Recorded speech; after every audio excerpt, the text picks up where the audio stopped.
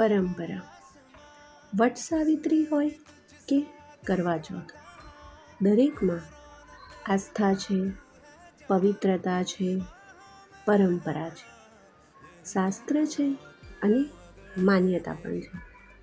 બસ હવે પત્નીનું આયુષ્ય વધે એવું કોઈ વ્રત શાસ્ત્રોમાં શોધવું છે. તમારું શું કહેવું છે આ માટે? કોમેન્ટમાં જરૂર જણાવજો. Thank you.